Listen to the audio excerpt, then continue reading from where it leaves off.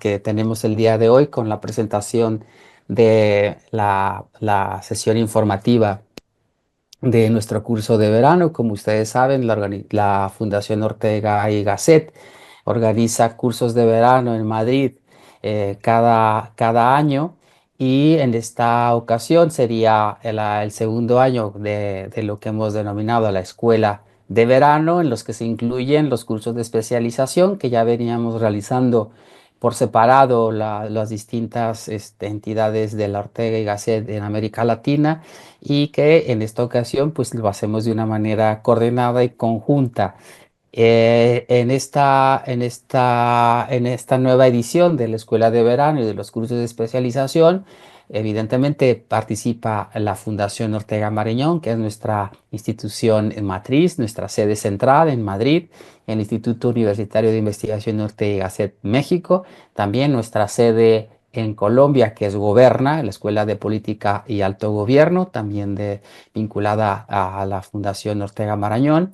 Y luego otras instituciones, compañeras y colegas y amigas que se han unido a este esfuerzo que hace la Fundación Ortega y sus entidades para poder ofrecer al público de América Latina y de España pues, programas de calidad con reconocidos expertos y especialistas en cada una de las materias que trabajamos, como es en este caso el Instituto de Investigación y Educación Económica de Argentina, que es la entidad coorganizadora en esta ocasión, junto a la Ortega Marañón, a México, a Goberna, y también a Conecta Iberoamérica, que es una organización, una entidad que aúna a profesionales, a servidores públicos, a líderes comunitarios en muchos de los países de América Latina, y con un fuerte vínculo con España a través de programas de formación y de liderazgo. Entonces, a todas estas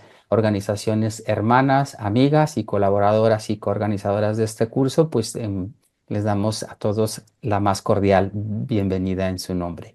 Pues bien, el día de hoy es la sesión informativa del curso de especialización, Desafíos globales del lavado de dinero, estrategias clave y soluciones prácticas Europa, América Latina, que se va a dictar en la ciudad de Madrid del lunes 7 al 11 de julio de 2025 en las instalaciones de la Fundación Ortega Marañón, aquí en Madrid, en la calle de Fortuny 53, muy cercano al Metro Gregorio Marañón y muy cercano a el Paseo de la Castellana.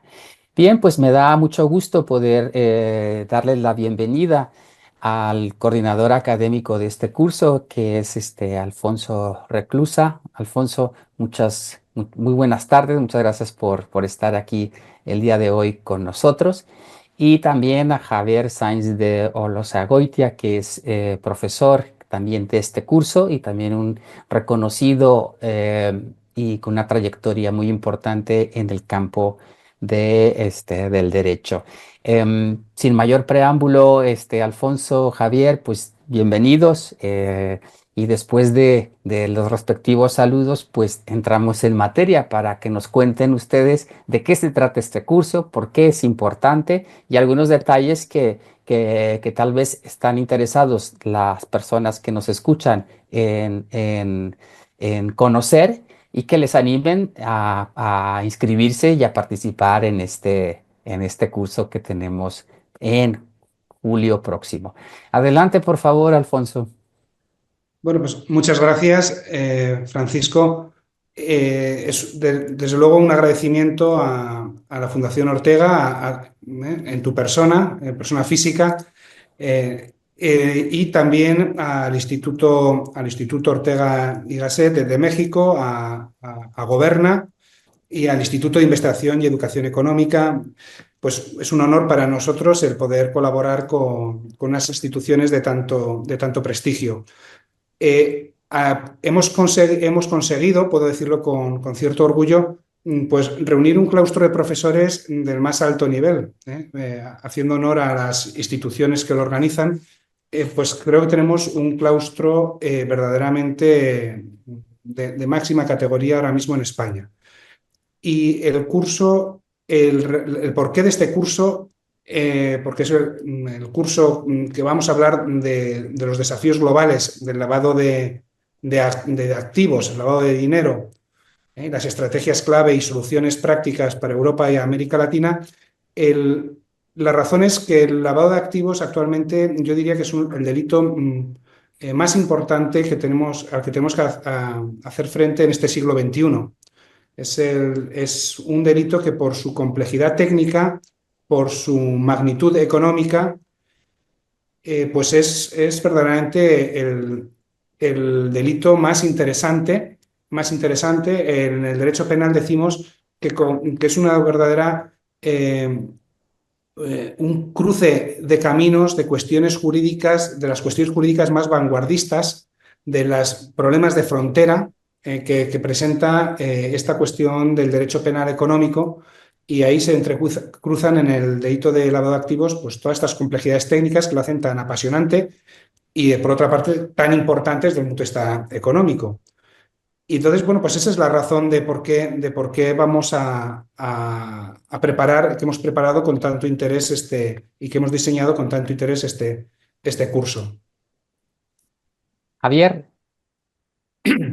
Sí, bueno, muchas gracias también y enhorabuena a los que han diseñado y configurado este curso, porque como decía Alfonso, yo a la vista y con excepción del que les estaba hablando, el nivel el de especialización y también de posición, de privilegio respecto del análisis de cómo están evolucionando y van a evolucionar la configuración y la aplicación de este tipo de problemas y delitos en último extremo del lado de activos, pues son los más adecuados, ¿no? Yo en ese sentido lo que trataré de aportar es el contrapunto, es decir, en el panel de profesores, de abogados, hay una gran representación jurisdiccional que tienen el enfoque que naturalmente les corresponde. Mi papel, que yo creo que enlaza con lo que está explicando Alfonso y que creo que complementa esa visión más técnica, más penalista, más procesalista, es la de quienes estamos, sobre todo, en la parte de la realidad económica subyacente, ¿no? Estamos en el derecho de los negocios, en la fiscalidad, en las operaciones financieras, y cómo inciden y se relacionan, ¿no? En el doble sentido, en que cómo se integran en esos posibles delitos y cómo esa configuración y práctica, que lo que estamos viendo y lo vemos en la práctica cuando colaboramos también con penalistas como Alfonso, pues que los negocios se están viendo condicionados y la forma de hacer negocio está viendo condicionado también por esta corriente y esta evolución de concebir y las legislaciones y la aplicación, ¿no? Estamos viendo cómo se sobrecarga y habrá que analizar cuál es el punto de equilibrio óptimo para no sobrecargar en costes y en tiempos las operaciones económicas internacionales como consecuencia de este mare magnum de obligaciones derivadas de la prevención del lavado de activos, ¿no?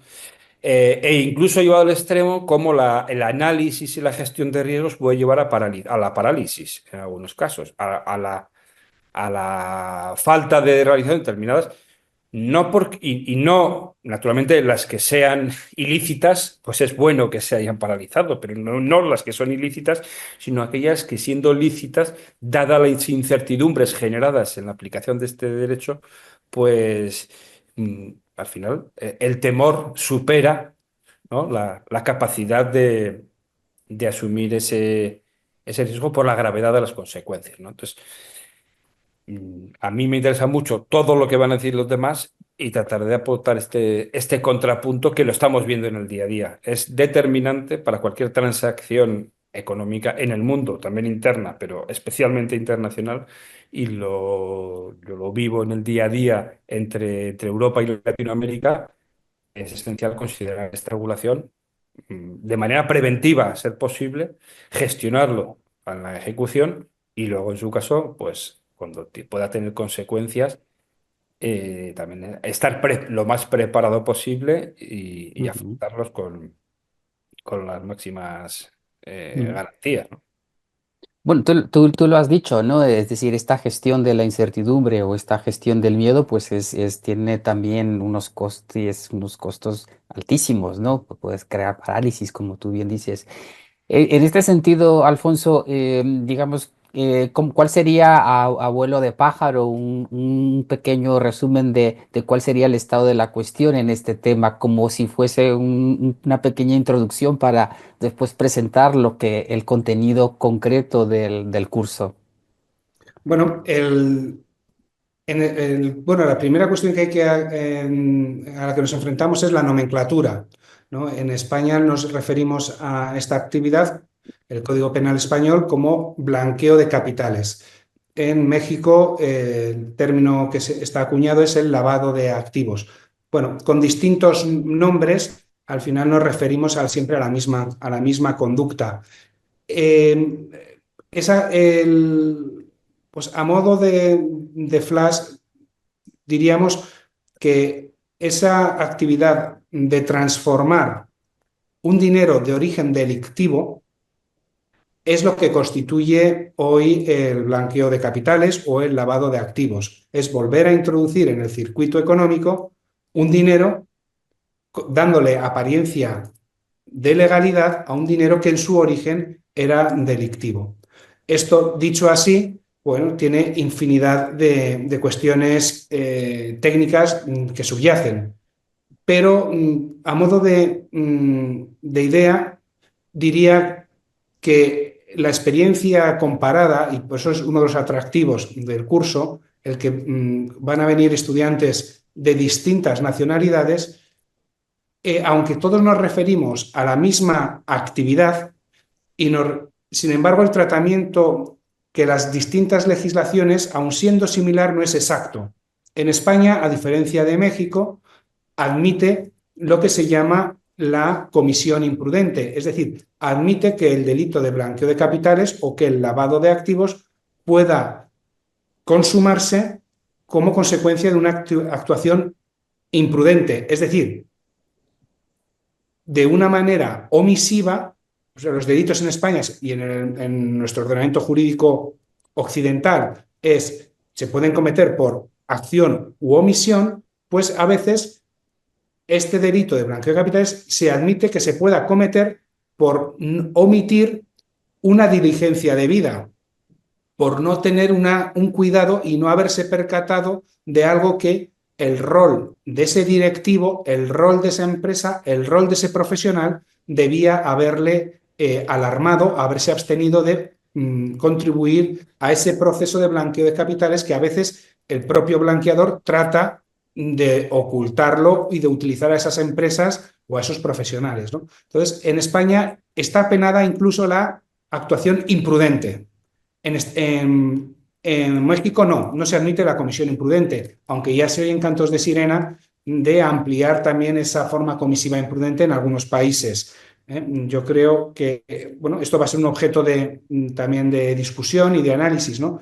Si es prudente o no es prudente seguir ampliando esas formas comisivas, ¿no? De los profesionales. Y este es un poco el marco, ¿no? Realmente de lo del curso, ¿no? Ese transformar un dinero de origen delictivo dándole una apariencia de legalidad y la particularidad de que esa actuación se puede hacer intencionadamente o incluso imprudentemente. Entonces, ese es el marco, el esqueleto, por no hacer más extensa la Claro. intervención. Porque también tú, bueno, lo has dicho, acción o omisión, porque creo que también a veces hay la tendencia, ¿no, Javier?, de inmediatamente asociar este tipo de sucesos, de este tipo de hechos, pues simple y sencillamente como un acto delincuencial directamente, cuando sí hay hay muchos supuestos, hay muchos escenarios en los que hay gente que realmente, o empresas realmente que se ven sorprendidas en esto, ¿no? Sí, de hecho yo diría que hoy en día la mayoría de la gente que que se puede llegar a ver incluso envuelto en procedimientos relacionados con delitos de lavado de activos o blanqueo de capitales, que se llama en España, lo son de manera totalmente sorpresiva para ellos y fuera, como suelen decir los penalistas, fuera de cualquier perfil criminológico. Es decir, no son gente que pretendía ni siquiera asumir un riesgo. Lo que sucede, que pasa también, ¿no? Pasa también en el derecho tributario, en las obligaciones fiscales, y está relacionado lo uno con lo otro, que eso también parece un enfoque, desde mi experiencia, muy importante. Pasa que la sobrecarga de obligaciones accesorias generadas alrededor de la prevención de blanqueo de capitales o lavado de activos hace que, como decía Alfonso, esa omisión consiste en que yo no, posiblemente incluso por falta de conciencia de estar en peligro de incurrir en esos ilícitos, ni siquiera me he preocupado de hacer debidamente los papeles. O más delicado todavía, que los he hecho, pero como se me ha descargado una obligación de tal magnitud, y compleja, pues no he Ujú, sido capaz de hacerlo bien, ¿no? Y ahí se Mm. genera entonces la incertidumbre de haber podido cometer un blanqueo por lo formal, por razones estrictamente formales. Esto no estoy siendo excesivamente riguroso, pero para que se ujú, entienda la idea. claro. Y este es el ámbito, yo creo, del debate práctico de esta cuestión que, vamos, que dará mucho de sí, ¿no? Y que conocer los enfoques bueno, de cómo está actuando la fiscalía, la jurisdicción, los abogados, cuál es el papel y la perspectiva de los operadores económicos, pues al final es necesario estar al tanto de todas las perspectivas para buscar una interacción, incluyendo el legislador, Mm, potencialmente el legislador. Habrá que analizar si se está excediendo. Hay una cadena, en mi experiencia, hay una cadena, ¿no? que produce un efecto bola de nieve.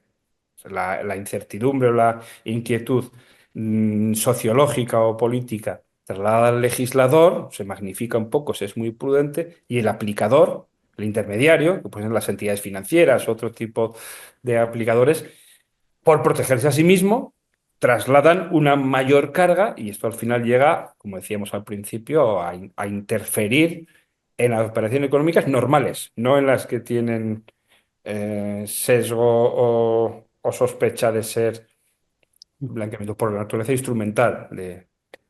Sí, sí, sí, sí. No, es que además eso que esto tiene mucha trascendencia práctica, pero bueno, no quiero interrumpir a Francisco, que creo que iba a preguntar algo. No, no, no, adelante, por favor. No, no, no. Sí, sí, Sí. adelante. No, bueno, esto tiene mucha trascendencia práctica en la actividad económica del día a día. Entonces, por eso, y como es tan grave, tanto reputacionalmente como personalmente, porque una persona puede acabar con sus huesos en la cárcel, con unas responsabilidades civiles derivadas del delito, unas multas que pueden llegar a ser tremendamente importantes, y como decía también, un coste reputacional. eh, eh, lo que hay que pensar es si esto verdaderamente es algo que uno tiende a pensar, y es al público realmente al que nos dirigimos, ¿no? Son pues, directivos, empresas buenas ciudadanas, profesionales del derecho que tratan de servir a sus clientes, de ayudar a sus clientes, ¿no? Con ese espíritu de fidelidad al derecho, pues a veces se puede caer en la tentación de pensar que, bueno, que esto del delito, el riesgo de un delito de blanqueo de capitales es para otros, para otro perfil, como decía el profesor Javier Sadolazagoitia, ¿no? Es para otro perfil criminológico, ¿no? Y la realidad práctica que nos encontramos es que se está aplicando de una manera muy importante en los procedimientos penales españoles, porque cualquier delito, el producto de cualquier delito, es susceptible en la práctica de verse, de configurar ese delito antecedente que exige el blanqueo de capitales. El delito de blanqueo de capitales requiere un delito previo, un dinero que procede de un delito previo. Por tanto, podríamos decir, siempre que se cometa una estafa, siempre que se cometa un delito fiscal, siempre que se cometa cualquier delito, el producto de ese dinero, cualquier tratamiento que se haga de ese dinero producto de esa actividad, podrá el fiscal iniciar un procedimiento por blanqueo de capitales. Entonces, ante ese riesgo, ya nos estamos encontrando con que los delitos de blanqueo de capitales tienen, entre comillas, mucho prestigio internacional, en el sentido de que las comisiones rogatorias que se solicitan a distintos países, cuando vienen acompañadas de una solicitud por delito de blanqueo de capitales, entran, admiten, se investigan. O sea, en el ámbito internacional es una llave maestra para abrir cualquier jurisdicción, mientras que cuando hablamos de un delito fiscal, no todos los países reconocen y ni atienden comisiones rogatorias por un delito fiscal o por un delito que está o no está tipificado de igual manera en distintos países, ¿no? Entonces, con esto quiere decir que en la práctica, quiere decir que esto sucede, se está aplicando mucho, se tiene la tentación de utilizarlo a veces con cuanexcesiva frecuencia, y ahí, por tanto, lo que nos queda es ya entrar en el tema técnico para discutir y analizar si cuáles son las líneas rojas de qué es delito de blanqueo de capitales y qué no es. Porque aquí nos encontramos muchas veces que la utilización de sociedades o de determinados países se confunde lo que es el instrumento del delito con el delito mismo. Dicho de una manera más divulgativa, un cuchillo puede servir para cometer un asesinato, pero es instrumento para cometer un asesinato, pero no todos los cuchillos, la tenencia de un cuchillo implica que se vaya a cometer un asesinato. Esto lo traslado al mundo societario porque a veces la utilización de determinadas jurisdicciones, la utilización de determinadas formas societarias, la utilización de determinadas fundaciones, formas jurídicas que suenan, puede sonarle a un juez no especializado, a una fiscalía no especializada o no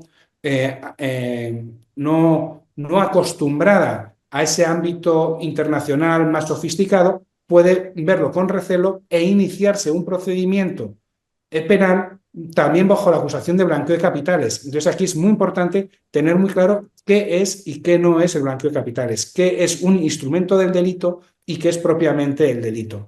Bueno, en todas estas cuestiones que son un poco demasiado técnicas para una presentación como hoy, son las que se abordarán con los operadores que son los encargados de aplicar estos criterios: magistrados de la Audiencia Nacional, fiscales de Fiscalía Anticorrupción, abogados con experiencia en estos procedimientos, como la persona que hoy nos acompaña, don Javier Saez de Alzagoitia, y otras personas. Bien, bueno, ya más o menos adelantaste un poco lo siguiente que iba a preguntar. Uno, el perfil de las personas a los cuales está dirigido este tipo de programa, digamos en términos generales, ¿cuál sería, digamos, quiénes podrían aprovechar muy bien este curso? O sea, ¿qué perfiles de profesionales? Todo profesional que esté en relaciones con transacciones económicas y jurídicas complejas, especialmente si a nivel internacional. Es decir, dicho de otra manera, no está destinado exclusivamente a abogados penalistas españoles.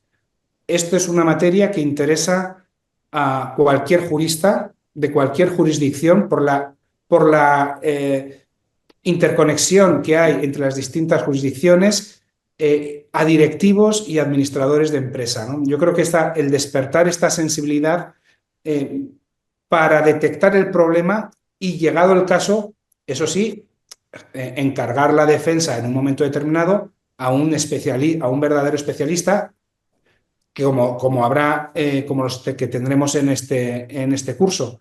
Pero quiero decir, lo va a aprovechar tanto el especialista, el abogado penalista experto en la materia, porque va a tener acceso a un claustro de primer nivel, como también a esos directivos, a esas personas, a esos abogados de otras jurisdicciones, de otras especialidades distintas de la penal, que puedan detectar en su día a día riesgos de una imputación por blanqueo de capitales. Javier, tú que trabajas bastante con América Latina, ¿no? Digamos, podría ser provechoso para colegas tuyos del otro lado del Atlántico, ¿no? Sí, bueno, me parece evidente, o sea, por eso de que ni siquiera Se me ha ocurrido decirlo antes porque yo lo vivo en el día a día. Yo acabo de llegar, esta mañana he llegado, yo estoy en España, pues ya acabo de llegar de un país latinoamericano hoy y estaba antes de ayer en un juzgado de allí con un asunto de un cliente y estábamos de un asunto penal económico. Yo represento al grupo español que está implicado en esos negocios.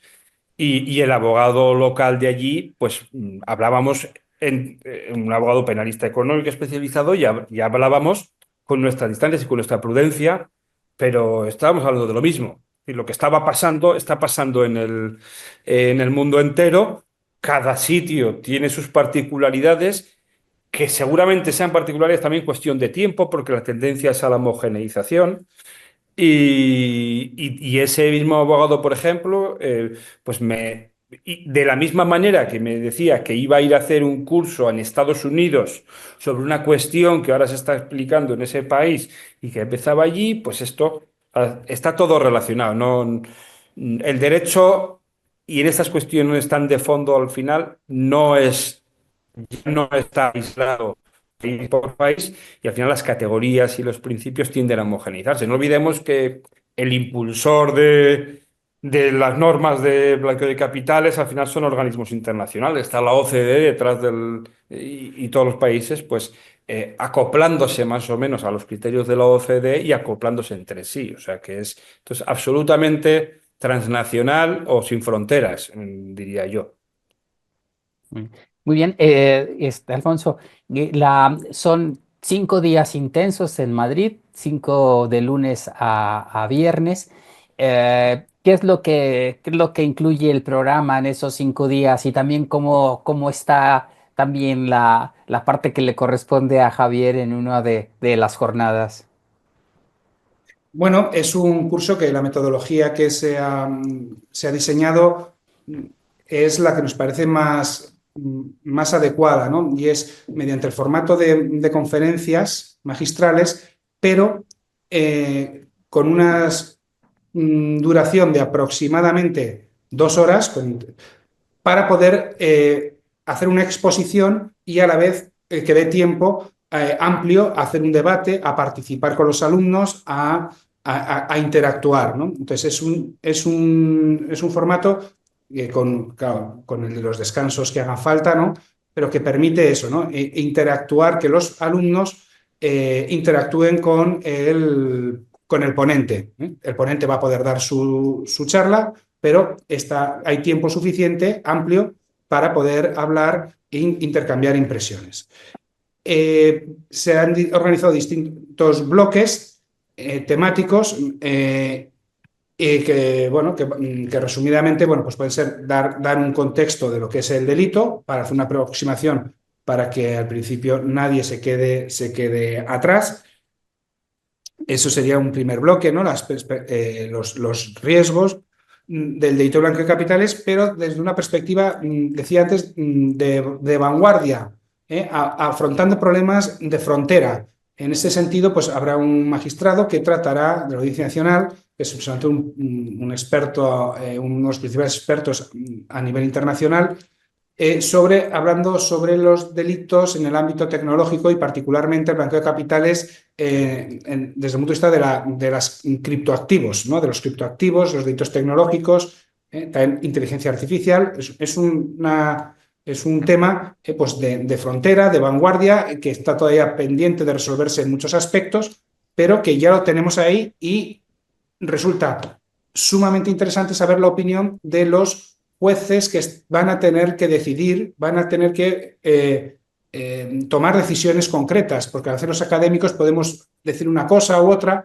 pero al final el criterio que tienen los tribunales nos orientan mucho, ¿no? Entonces, en este programa, vamos a tener ocasión pues, de hablar de ese marco, de esas cuestiones tecnológicas y luego también vamos a hacer un segundo bloque referido a lo que se refiere al cumplimiento administrativo y también a la criminalidad organizada. Cumplimiento administrativo pues haremos un repaso rápido también de esa normativa subyacente administrativa, esos requisitos, esas líneas maestras de la diligencia debida, pues en España tenemos una normativa muy desarrollada al respecto, pues bueno, pues hará una referencia a esa normativa subyacente y a la cuestión de, tendremos ocasión también de hablar de organizaciones criminales o del origen, el blanqueo de capitales, el supuesto más grave es el que viene pues, de esas actividades de organizaciones criminales o del tráfico de drogas. Bueno, pues tendremos seguramente a la principal experta en España es de la Fiscalía Antidroga, pues vendrá la fiscal a explicarnos cuáles son los criterios de esta cuestión. Luego tendremos otro bloque que se referirá a la profesión jurídica ante el blanqueo de capitales o a los profesionales ante el blanqueo de capitales, a los efectos de saber cuáles son los criterios para determinar cuándo un profesional puede entrar en riesgo de participación, no ya como autor, pero sí como cómplice, como encubridor, en esta clase de delitos precisamente por omisión o por imprudencia. Entonces, habrá alguna ponencia de despachos de la máxima categoría, como es Oliva Ayala, que tratarán esta cuestión, un despacho de referencia en España. Y esto, a grandes rasgos, es los bloques, ¿no? Luego, por último, sí que será ya el último bloque en el que se hablará de una perspectiva internacional o global y se hará especial incidencia a través de Fiscalía Anticorrupción especializada en delitos internacionales, hablar de todo eso del cohecho internacional. Eso se refiere a estas empresas que operan en el extranjero y que a veces para obtener contratos públicos en países extranjeros pueden ofrecer un beneficio, un dinero para obtener esos contratos. Eso también genera un blanqueo de capitales.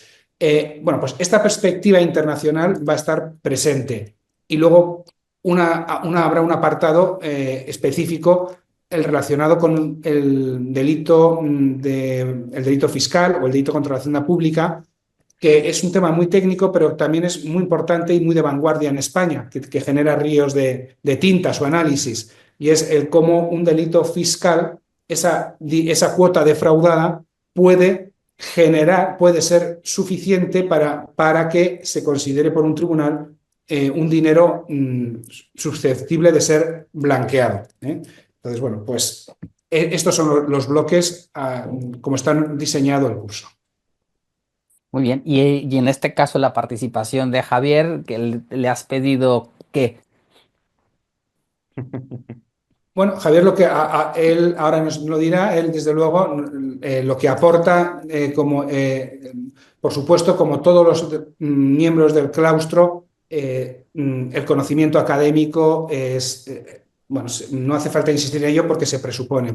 Javier es profesor de la Universidad de Navarra, de distintos másters, es un gran experto a nivel académico y teórico, pero lo fundamental y la razón por la que ha sido llamada es por su experiencia práctica como profesional, como abogado, cómo ha acompañado y acompaña en su día a día a estas empresas a nivel internacional. Entonces, esa perspectiva suya es extremadamente valiosa. Pero bueno, yo creo que Javier nos lo podrá decir mejor. Bueno, yo lo que intentaré aportar, como decía al principio, este contrapunto de la visión más propiamente penalista y administrativa y jurisdiccional de lo que está detrás, ¿no? Y en ese sentido enlazo con la explicación de las cuestiones que vamos a tratar en esa última o penúltima sesión, no me acuerdo, ¿no? Sobre el delito precedente, por ejemplo, la relación entre el blanqueo de capitales y los posibles delitos fiscales o delitos contra la hacienda pública. Ese delito precedente que sea fiscal, es decir, que algo que de suyo ya conlleva, que si el producto del delito es un ahorro fiscal, que el delito es un ahorro fiscal, ya conlleva que ese dinero se va a usar y, por tanto, en qué medida es concebible y razonable que sea luego la reorganización de ese dinero sea un delito, un delito distinto, que sea el blanqueo de capitales. Pero más allá aún está sucediendo en España, está sucediendo que ese ese supuesto delito precedente, cuando es el caso de ni siquiera haya sido determinado, ni condenado, ni fijado como delito, porque ha podido incluso prescribir, sino que se trae un hipotético o potencial delito que no puede serlo porque la deuda tributaria ha prescrito, en ese caso. Y la prescripción, aquí se implican muchos problemas técnicos, ¿no? La prescripción del derecho tributario español y de muchos ordenamientos es un supuesto de extinción de la obligación. No existe obligación, pero se asume hipotéticamente ese delito precedente como habilitante para un delito de blanqueo, ¿no? Pues este tipo de cuestiones, analizadas con el rigor de que seamos capaces, pero desde una perspectiva muy práctica de lo que nos está pasando en España y puntualmente en otros países, porque lo vemos también en relación, pues eso es lo que intentaremos aclarar y sobre todo, o sea, mi mayor ilusión es poderlo aportar para discutirlo, para debatirlo y escuchar lo que perciben también quienes asistan al curso y compartir esas experiencias, ¿no? Muy bien. Bueno, pues a todos nuestros amigos y amigas en América Latina y en España, a nuestras entidades coorganizadoras como es el Instituto de Educación Económica y también Conecta y Coberna, también el Instituto en México, pues aquí está la explicación del por qué es súper interesante estudiar o venir a este curso de verano para hablar de estos temas de una importancia relevante en el día a día, ¿no? De la actividad económica de nuestros países y al mismo tiempo que involucra cuestiones también, pues como bien señalaban, de cierto tipo de implicación, incluso como daño colateral de todas esas actividades ilícitas que pueden serlo o no. Creo que es súper importante y ya por último también es destacar que se realiza en un momento en el que pues, España, en el que Madrid, pues no solamente empieza el calorcito, sino que también es Madrid una referencia hay una oportunidad para disfrutar y conocer y pasearse por Madrid, ¿no? Alfonso, Javier. Sí, bueno, Madrid ahora mismo es una ciudad en la que están todos los despachos y firmas internacionales están en Madrid. Es una plaza en el que en el sector jurídico es muy sofisticada, está al máximo nivel. Eh, en cuanto a la ciudad como tal, Madrid aporta una oportunidad de cultura, de gastronomía, una seguridad también. Los participantes podrán venir a la ciudad y luego disfrutar de la gastronomía, de la cultura, de la gente de Madrid con total seguridad. Y también, por último, una oportunidad, un ambiente que lo propicia Madrid, que en estas actividades que pueden parecer menores, pero que realmente son decisivas para este networking, una oportunidad de interactuar y de hacer unas relaciones profesionales que yo creo que van a ser muy útiles luego cuando cada uno vuelva a su país de origen. Javier, ¿ibas a decir algo? Suscribo todo lo dicho. Madrid es un gran sitio, otras ciudades también, pero para esto además que Madrid y con estos profesores la posibilidad de interactuar también de esta manera directa, pues sí que se está convirtiendo España en general, pero y Madrid como epicentro en un lugar de vanguardia, digamos, para bien y para mal, Ujú, en muchas cuestiones jurídicas, ¿no? Tipo ujú, penal, económico, tributario, vamos, que puedo hablar también de eso, ujú. pero es el caso, ¿no? Entonces aquí están pasando cosas que se están haciendo pruebas de muchas cosas, se está avanzando de una manera que quizás sea un poco laboratorio, pero se puede dar. Y si eso se complementa con todo lo que supone, yo no vivo en Madrid en el día a día, aunque visito todas las semanas Madrid por razones de trabajo y es el mejor sitio donde se puede hacer esto. Muy bien. Bueno, Aide, tú conoces, ya fuiste testigo de un primer ejercicio de un curso sobre la misma temática hace unos años con Alfonso, pero de manera, digamos, a distancia, que es otra cosa. de las enseñanzas también y del legado que tuvo como ese resultado exitoso, también viene esta evolución, hacerlo presencial, hacerlo en Madrid, hacerlo con todos estos especialistas y expertos y reconocidos profesionales del campo del derecho. Y también, pues bueno, de alguna manera de la escuela de la escuela de verano de la Ortega, ¿no? O sea, ya esto realmente para los que participan es toda una experiencia, ¿no? Sí, dicho eso, inicio con que he sido muy privilegiada. Entonces, de poder, primero, haber tomado el curso con Alfonso, que nos dio ejemplos innumerables y en ese momento los alumnos, a pesar de haber sido a distancia, quedaron muy contentos. Yo quedé con una visión más integral porque justo maneja casos muy prácticos.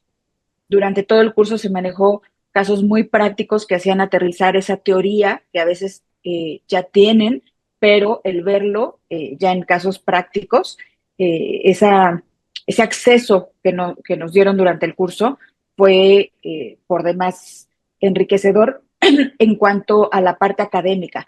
Creo que en este caso, al ser un curso presencial, tiene el plus de que justo tienen a los expertos ahí, que lo vi el verano pasado y en este caso será lo mismo, tienes al experto en esta materia. Yo escuchaba ahorita a Javier decir, en otro país los temas los tienen para ellos, para preguntar, hey, en mi país, en mi lugar de trabajo nos encontramos ante estos retos. ¿Cómo los afrontaron ustedes? ¿Cuáles han sido las experiencias positivas o desastrosas? ¿O cómo se puede ver? Eso es un plus agregado que no se da tan fácilmente, porque los tienes de todos los países. Y cerrar con, primero con las visitas, que justo por la buena relación que tiene la fundación y el prestigio que tiene a nivel nacional, las, las instituciones nos reciben de brazos abiertos, nos reciben de una forma cálida, nos dan el tiempo, el espacio, la fundación se encarga de todo, nosotros llegamos y nos sientan con las personas que ven, con los, eh, los miembros del tribunal, eso no tan fácil lo ofrecen en un curso. O sea, eso para mí es un valor agregado que no tiene valor económico en eso. Y cerrar con esta relación o este fortalecimiento de networking al haber alumnos de Colombia, Argentina, España, México, Perú, eso nos da una visión comparativa y global, justo como lo decían, de los temas, de existen en todo el mundo, cómo los están afrontando, qué me sirve a mí, cómo lo tropicalizo, cómo está en el marco normativo de mi país. Entonces, para mí eso le da el plus de ser presencial, de estar ahí, de vivirlo. Entonces, y de Madrid, no tengo más que decir que hay que vivir la experiencia de Madrid. Muy bien. Bueno, pues voy a compartir los datos de contacto de las instituciones organizadoras para que la gente que nos está viendo pueda dirigirse a las organizaciones a la que deseen, a la que tengan más cercano. Está el Instituto Universitario de Investigación Ortega y Gasset México y están todos los datos de localización, digamos, de contacto con la página web, los números de teléfono, el correo electrónico, también a través de todas nuestras redes sociales, que es Ortega y Gasset MX. Luego también está Goberna en Colombia, a la cual también se pueden dirigir a través de la página web goberna.org, a través del teléfono que aparece en pantalla. También el correo electrónico goberna-colombia@escuelagoberna.org y a través de las redes sociales de Goberna Colombia. Luego el Instituto de Investigación y Educación Económica de Argentina, con base en Buenos Aires, su página web ie.org.ar.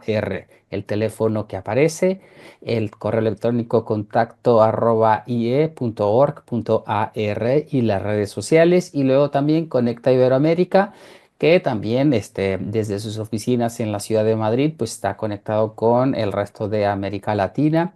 Sí, a través de la página web, su número de contacto a través del WhatsApp el correo electrónico y las redes sociales de Conecta Iberoamérica. Bien, pues entonces, digamos, esto es solamente es una partecita pequeña de lo que involucra 5 días intensos en Madrid. Sí, 30 horas de formación, de compartir experiencias, compartir conocimientos y también crear esa red importante.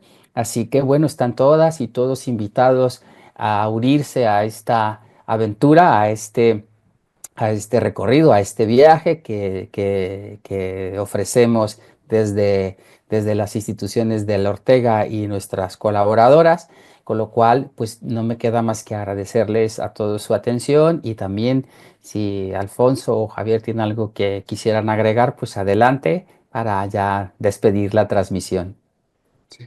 Bueno, simplemente dar las gracias nuevamente a la institución, a las instituciones organizadoras, a ti, Francisco, y a Heidi y a todo el claustro, y decir que nosotros os invitamos a que vengáis al curso.